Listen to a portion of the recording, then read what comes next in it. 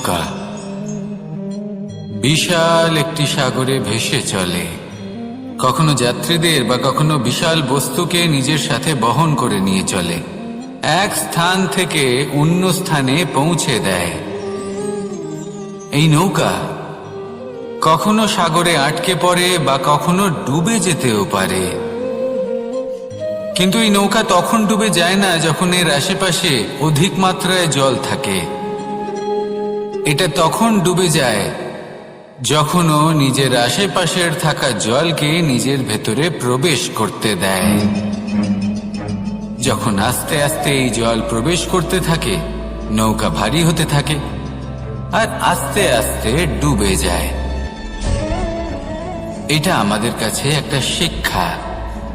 হতেই পারে আমাদের এই সংসারে, আমাদের জীবনে আশেপাশে অনেক বেশি মাত্রায় নেতিবাচক শক্তি থাকবে, ঈর্ষা থাকবে, বিদ্বেষ, ঘৃণা বা ভয় থাকবে, কিন্তু মনের এই নৌকা শুধু তখনই ডুববে যখন আপনি এই নেতিবাচক শক্তিকে নিজের ভেতরে প্রবেশ করতে দেবেন।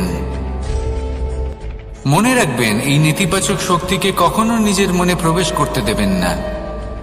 প্রবেশ করলেও তাহলে যেন সে সেখানে কোনো স্থান না পায়। শুধু এই বিষয়টা খেয়াল রাখলে আপনার মনের এই নৌকা জীবনের এই সাগরে সব সময় ভেসে থাকবে, আর এই মন প্রসন্ন হয়ে বলবে, রাধা রাধা। আপনারা সবাই একটা গাছের পাতাকে দেখুন। যতক্ষণ পর্যন্ত গাছের সাথে, মানে গাছের ডালের সাথে জুড়ে থাকে, সে সবুজ থাকে, বাতাসের সাথে সে নড়তে থাকে। যতক্ষণ পর্যন্ত ও সূর্য থেকে পাওয়া রশ্মির শক্তি গাছে পৌঁছে দেয়, ততক্ষণ ও ডালের সাথে যুক্ত থাকে। কিন্তু যখন সেই পাতা শুকিয়ে যায়, তখন তার কোনো গুরুত্ব থাকে না। সেই পাতা গাছের ডালে এবং বৃক্ষের কাছে বোঝা হয়ে থেকে যায়। এবং এমন এক সময় আসে যখন সেই ডালটি শুকনো সেই পাতাকে পরিত্যাগ করে।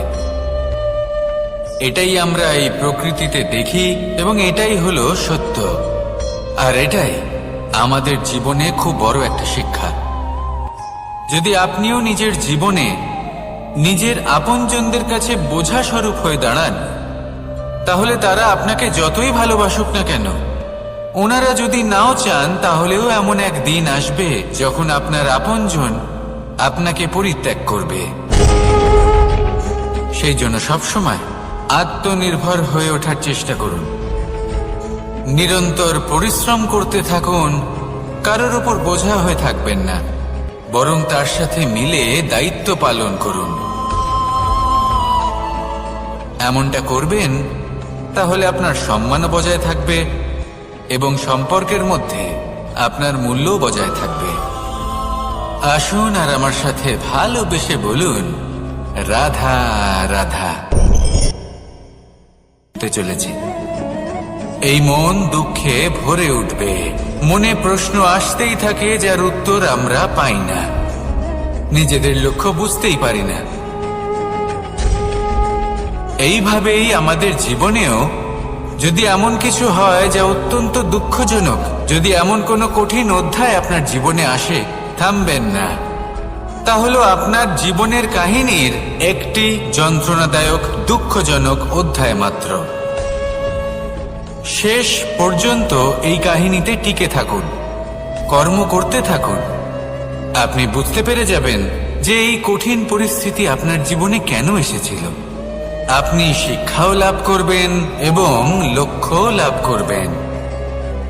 আসুন আমার সাথে ভালোবেসে বলুন, রাধা রাধা।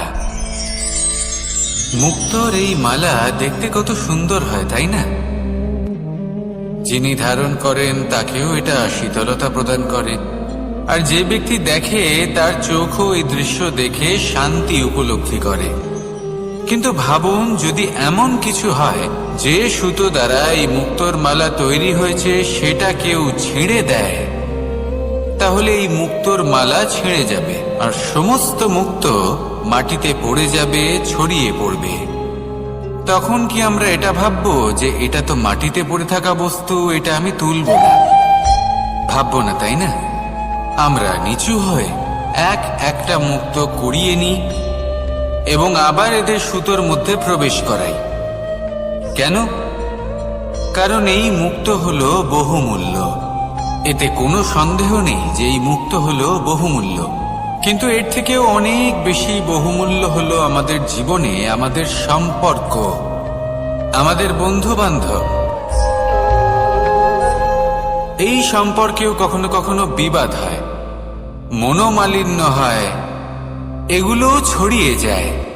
আর সেই সময় এই মুক্তর মতোই নত হয়ে আমাদের এই সম্পর্কগুলিকে হাতে তুলতে হবে, এদের জুড়তে হবে, এদের আগলে রাখতে হবে, কারণ এদের থেকে বহুমূল্য আর কিছুই নেই।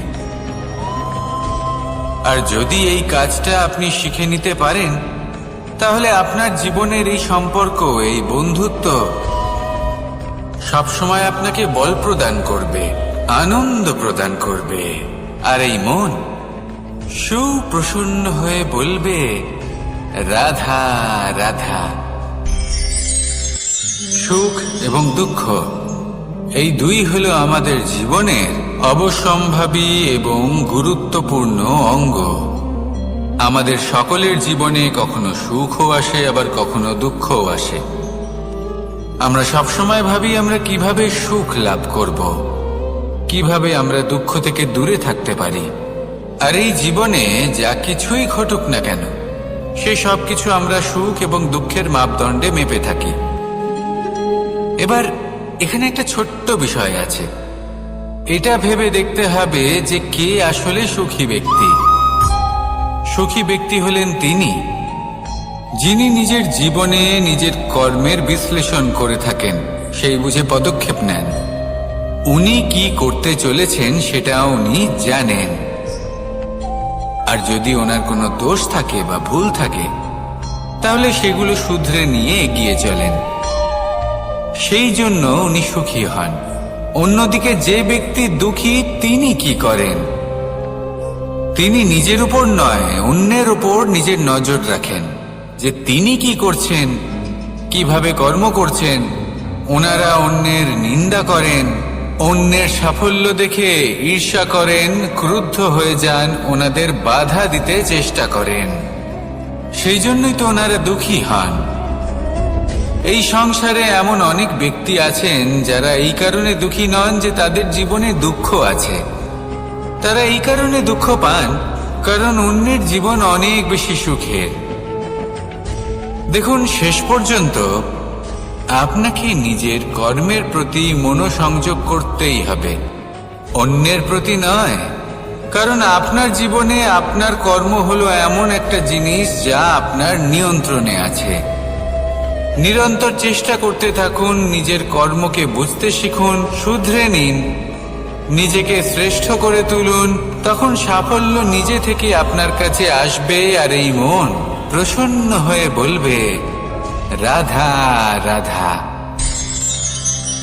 এই সংসারে এমন কোন আবেগ আছে যা সবসময় কটু বলে মনে হয়, কিন্তু সবার শেষে এটি সব থেকে বেশি মধুর উপলব্ধি প্রদান করে, সব থেকে বেশি মধুর অনুভূতি প্রদান করে।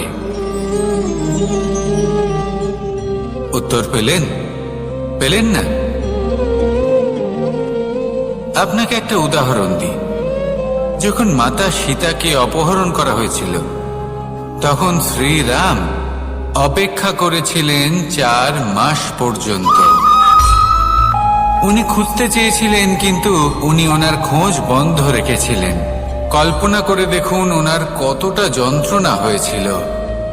উনি শুধু অপেক্ষা করছিলেন, কারণ তখন বর্ষা ছিল। অনেক দিন পর্যন্ত সূর্যের আলো দেখা যায়নি। উনি জানতেন এরকম সময় বানর সেনার পক্ষে বনের মধ্যে পথ খোঁজা খুবই কঠিন কাজ হবে। সাগর পার করা অত্যন্ত কঠিন হয়ে দাঁড়াবে। তারা হয়তো বনের মধ্যে পথ হারিয়ে ফেলবে। উনি অপেক্ষা করলেন, আর এই অপেক্ষার ফল হিসেবে উনি কি লাভ করলেন? সাগরে সেতু নির্মাণ করলেন এবং মাতা সীতাকে সসম্মানে আবার ফিরিয়ে আনলেন। যদি শ্রীরাম অপেক্ষা না করতেন তাহলে হয়তো এই সব কিছু কখনোই সম্ভব হতো না। এটাই হলো শক্তি ধৈর্যের। এটাই হলো আমাদের কাছে শিক্ষা। এই ধৈর্যই প্রত্যেকবার আমাদের অত্যন্ত কঠিন বলে মনে হয়। ধৈর্য ধরা অত্যন্ত কঠিন, কিন্তু অবশেষে এটাই সব থেকে শ্রেষ্ঠ ফল দান করে, সব থেকে মধুর উপলব্ধি, সব থেকে মধুর অনুভূতি প্রদান করে। তাই ধৈর্য ধরে থাকুন, সব কিছু শুভ হবে। আর তখন এই মন প্রফুল্ল হয়ে বলবে, রাধা রাধা। এই সংসারে সব থেকে ভয়ানক এবং গভীর অন্ধকার কোনটা? সেটা যখন মেঘ সূর্যকে ঢেকে দেয় এবং সংসার অন্ধকারাচ্ছন্ন হয়ে ওঠে, নাকি তখন যখন সূর্যাস্তের সময় ঘনিয়ে আসে, সূর্য ঢলে যায় এবং এই সংসারে অন্ধকার ছেয়ে যায়, নাকি সেই অমাবস্যার রাত্রি যখন চতুর্দিকে ঘন অন্ধকার থাকে এবং চন্দ্রমার প্রকাশ কোথাও থাকে না? না, এই সংসারে সব থেকে বেশি ভয়ানক অন্ধকার হলো মানসিকতার অন্ধকার। মানসিকতা খুব গভীর একটা বিষয়। এই মানসিকতাই সত্যের রূপ ধারণ করে এবং আমাদের এই মানসিকতা এবং বিবেকে একটা সূর্য থাকে।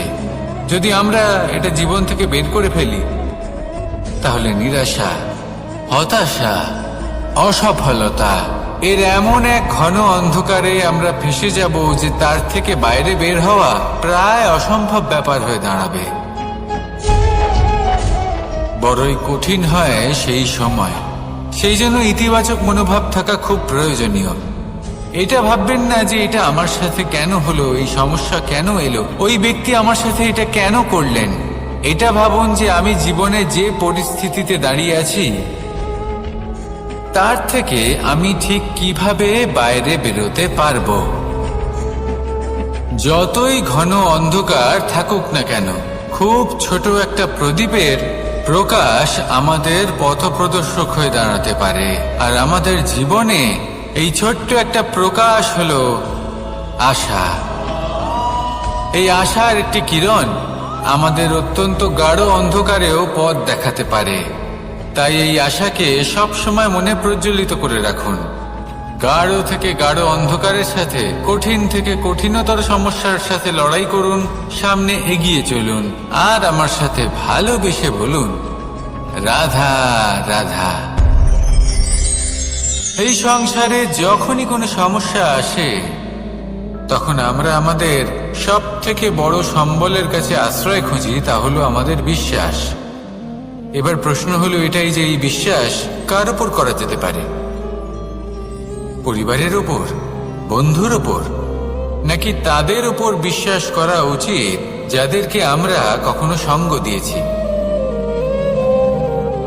দেখুন, এই সংসারে বিপদের সম্মুখীন হলে কে আপনাকে সাহায্য করবে সেটা নির্বাচন করা আপনার হাতে নেই।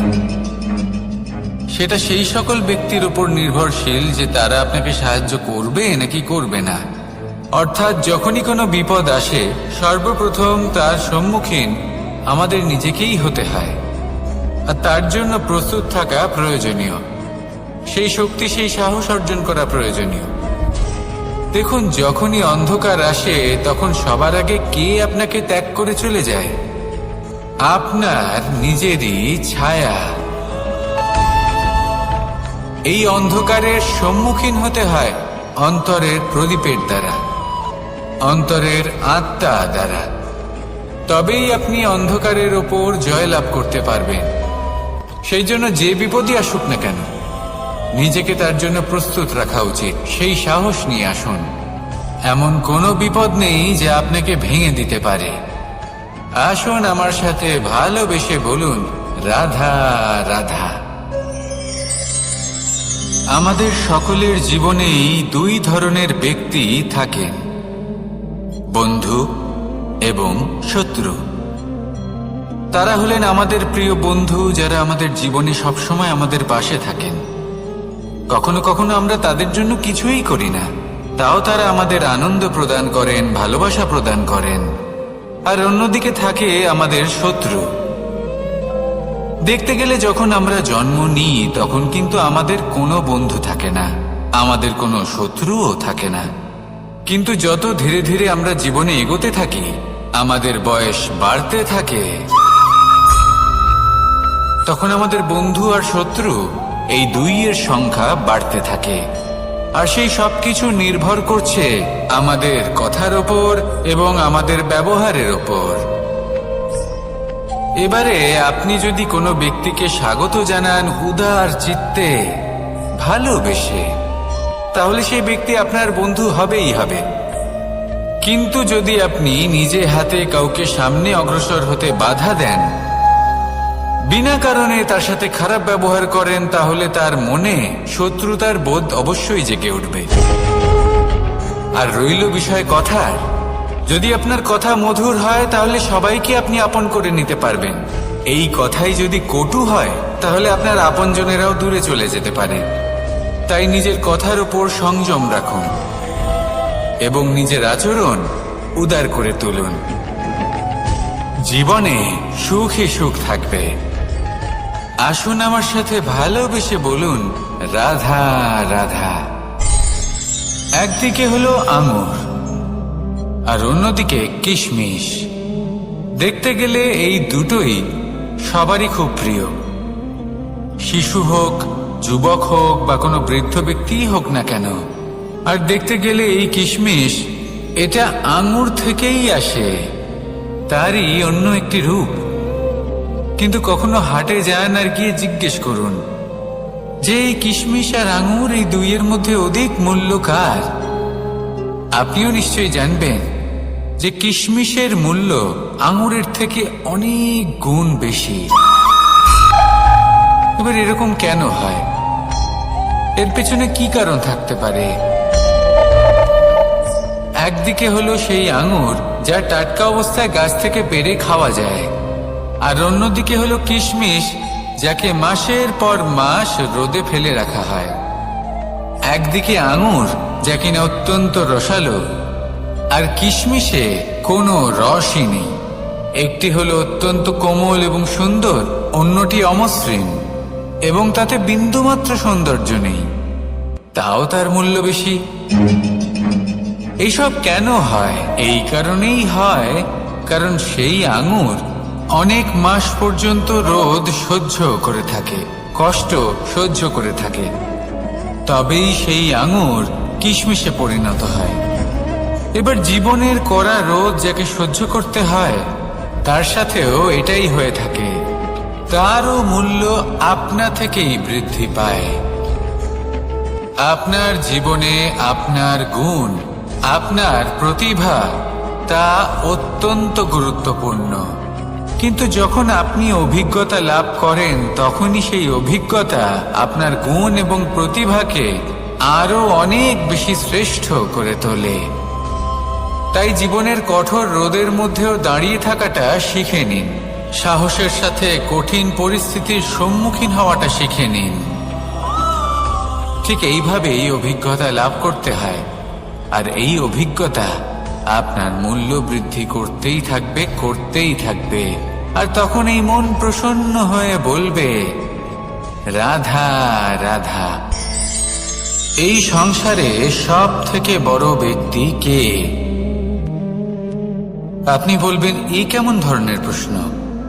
কিন্তু এটা হলো সব থেকে উচিত প্রশ্ন। কেউ এর উত্তর দেবে যে সেই মহাপ্রতাপী রাজা, তিনি হলেন সব থেকে বড় ব্যক্তি, সেই বড় রাজনীতিবিদ, তিনিই সব থেকে বড় ব্যক্তি। আমি আপনাকে জানাই যে সংসারের সব থেকে বড় ব্যক্তি হলেন তিনি, যার সাথে দেখা করলে আপনি নিজেকে ছোট মনে করবেন না। কোনো ব্যক্তি যিনি সব থেকে বেশি শক্তিশালী, আপনি যদি তার সামনে যান তাহলে উনি আপনার অন্তরের শক্তিকে বাইরে বের করে আনবে, আপনার অন্তরে লুকিয়ে থাকা শক্তিকে জাগ্রত করতে প্রেরণা প্রদান করবে। তিনি হলেন বড় ব্যক্তি, তিনি হলেন মহান ব্যক্তি। তিনি নন যিনি নিজের বল এবং ঐশ্বর্য দ্বারা আপনাকে তার সামনে ছোট প্রমাণ করবেন। এবং সেই জন্য মহাদেব আমার আরাধ্য হলেন আমার খুব প্রিয়। কারণ রাজা হোক বা ফকির, কেউ যদি ওনার সামনে যান তাহলে সে নিজেকে ছোট মনে করেন না। আপনিও যদি জীবনে অনেক বড় হতে চান তাহলে কাউকে কখনো নিজেকে ছোট মনে করতে দেবেন না। তার অন্তরে বড় হয়ে ওঠার প্রেরণা প্রদান করুন। আসুন আমার সাথে ভালোবেসে বলুন, রাধা রাধা। এই সংসারের সব থেকে বড় সুখ কি? কেউ বলবেন নিজের লক্ষ্য প্রাপ্ত করা, কেউ বলবেন ধন উপার্জন করা, কেউ বলবেন নিদ্রাই সব থেকে বড় সুখ, কেউ বলবেন রাজ্য লাভ করা, আবার কেউ বলবেন মাতার হাত থেকে খাবার খাওয়া, আদি ইত্যাদি। কিন্তু যদি সত্যি কথা বলি, এই সংসারের সব থেকে বড় সুখ হল সেবা করা। কখনো কাউকে সেবা করে দেখুন। এই সেবা দ্বারা অন্য কোনো মানুষের আশীর্বাদ লাভ করাতেই সুখ রয়েছে। আপনার সেবা ভাব দ্বারা যখন কোনো মানুষ নিজের অন্তরাত্মা থেকে আপনাকে আশীর্বাদ করে, তার থেকে বড় সুখ আর কিছুই নেই।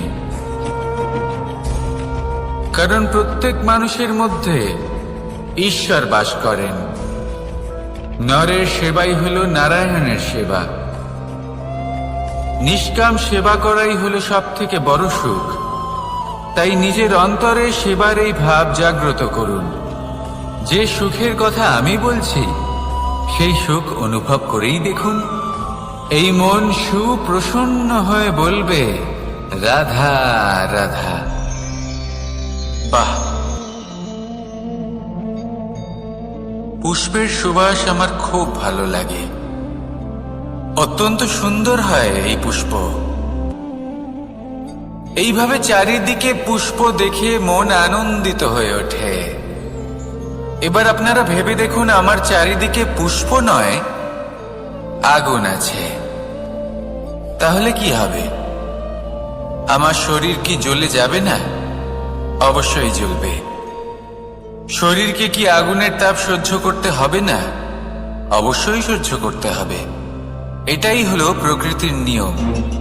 এই নিয়ম কিন্তু আমরা সবাই জানি, কিন্তু আমাদের মধ্যে বেশিরভাগ মানুষ এই বিভ্রান্তি নিয়ে বাঁচি যে এই যে প্রকৃতির নিয়ম, তা আমার ওপর প্রযোজ্য নয়। তা কিন্তু নয়। আমাদের চতুর্দিকে এই যে নিসর্গ রয়েছে, আমরা তার কতটা ক্ষতি করি সেটা একবার ভেবে দেখুন। আমরা বনাঞ্চল জ্বালিয়ে দিই, বায়ু দূষিত করি, জল দূষিত করি, প্রাণীদের হত্যা আমরা করি। কেন? এই নিসর্গ আমরা নষ্ট করি, যদিও আমরা জানি যে আমরাও হলাম এই নিসর্গেরই অংশ। এবার দেখুন, শরীরের কোনো অংশে যদি আগুন ধরান, আস্তে আস্তে সমস্ত শরীরও জ্বলে যাবে। সেইভাবেই নিসর্গ যদি নষ্ট হয়ে যায়, তাহলে মনুষ্য জাতিও নষ্ট হয়ে যাবে। তাই এই যে নিসর্গ আপনি দেখছেন, এই পুষ্প, এই বৃক্ষ, বায়ু, জল, এদের সকলকে রক্ষা করুন, নষ্ট নয়। মনে রাখবেন, যদি নিসর্গ থাকে মানুষ থাকবে, যদি নিসর্গ থাকে তাহলেই জীবন থাকবে। আসুন আমার সাথে ভালোবেসে বলুন, রাধা রাধা। এই সংসারে সবাই বলেন আমি অর্জুনের মতো হয়ে উঠতে চাই। সবাই চায় যে তারাও যেন অর্জুনের মতো গান্ডীব লাভ করে। তারাও চায় যে তাদেরকেও মহাদেব এসে পশুপতি অস্ত্র দান করবেন। তারাও এটাই চায় মহাভারতের মতো মহাসংগ্রামে বিজয়ী হতে। কিন্তু সবাই ভুলে যান যে অর্জুন যা হতে পেরেছিলেন সবকিছুই অর্জন করেছিলেন। যদি আপনিও অর্জুনের মতো গান্ডীব লাভ করতে চান, তবে আপনাকেও তার মতোই শ্রেষ্ঠ কাঠ নির্বাচন করতে হবে। সেই কর্ম আপনাকেই করতে হবে। তার প্রত্যঞ্চা যাতে তীব্র হয় তার জন্য আপনাকে সর্বশ্রেষ্ঠ দড়ি খুঁজে বের করতে হবে।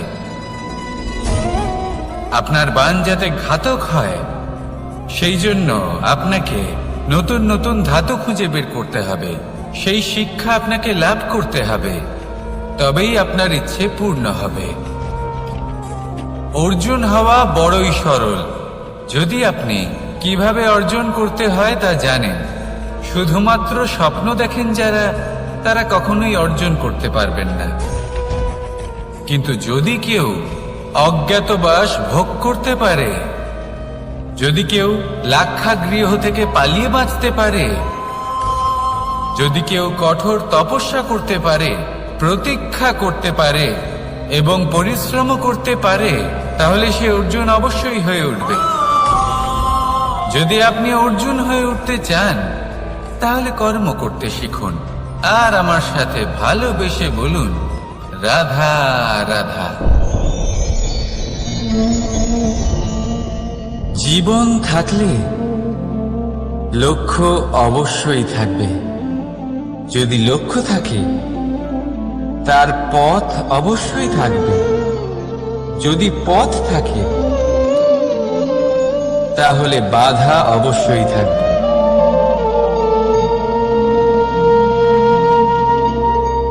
আর এর উপরেই নির্ভর করে যে আমরা জীবনে সফল হব না অসফল, পুরস্কারের ভাগীদার হব নাকি তিরস্কারের। মনে করুন আপনাকে একটা কাজ করতে হবে, আপনাকে পর্বত আরোহণ করতে হবে, আর সেই পথের ঢাল আপনাকে একাধিকবার ফেলে দেবে। পাথর আপনাকে একাধিকবার আহত করবে। এই অবস্থায় কি করবেন? সাধারণ মানুষ বেছে নেয় প্রতিশোধ। সেই পর্বতকে নষ্ট করে দেওয়ার চিন্তা ভাবনা করে, তার ভিতকে নড়িয়ে দেওয়ার কথা ভাবে সেই মানুষ। কিন্তু পর্বতকে তো কেউ নষ্ট করতে পারেনি। তাই অসফল হওয়ার সাথে সাথে কুখ্যাতিরও ভাগীদার হয়ে যায় সে। দ্বিতীয় পথ হল পরিবর্তন। যদি আপনি সেই পর্বত ভাঙার পরিবর্তে তাতে সোপান তৈরি করেন, তাহলে আপনিও সেই পর্বতে উঠতে পারবেন, অন্য কেউও তাতে উঠতে পারবে, আগামী প্রজন্মও তাতে উঠতে পারবে। আর সেই আগামী প্রজন্ম সর্বদা আপনার সুনাম করবে। তাই জীবনে প্রতিশোধ নয়, পরিবর্তন বাছুন। বদলা নয়, বদল বেছে নিন। আপনার বাধা আপনার বন্ধু হয়ে যাবে। রাধা রাধা। সমস্ত মানুষের জীবন কিছুটা সমান হয়। মানুষ জন্মগ্রহণ করে, তারপর চলতে শেখে, জীবনে এগিয়ে চলে, বার্ধক্য লাভ করে, তারপর সমাপ্ত হয়ে যায়। কিন্তু সেই ব্যক্তিরা কারা যারা প্রকৃত অর্থে মনুষ্য জীবন যাপন করেন? এনারা হলেন সেই ব্যক্তি যারা পড়ে গেলেও আবার উঠে দাঁড়ানোর চেষ্টা করেন, নিজের ভেঙে পড়া অস্তিত্বকে আগলে নিয়ে আবার একটা আকার দেওয়ার চেষ্টা করেন, ভগ্ন আশাকে আবার একটা নতুন দিশা দেন। অসফল হওয়ার পরেও থামেন না, আবার এগোতে থাকেন। অসফল হওয়ার পরে যদি আপনি থেমে যান তাহলে সাফল্য আপনার সামনে অপেক্ষা করে, কিন্তু আপনি তা দেখতে পান না। তাই জীবনের সংঘর্ষে অংশগ্রহণ করতে শিখুন। জীবনের সংঘর্ষ থেকে পালাবেন না। আসুন আমার সাথে ভালোবেসে বলুন, রাধা রাধা। একবার একটা শেয়াল বনে বিচরণ করছিল। ও একটা ছোট্ট শাবক দেখতে পেল। ও ভাবল, আজ একেই আমি খাবার হিসেবে গ্রহণ করব। আশেপাশে দেখলো কেউ দেখছে না তো, কেউ ছিল না।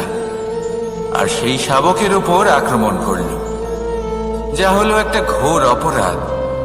বনের নিয়ম অনুসারে আপনি কখনোই শাবকের উপর আক্রমণ করতে পারেন না।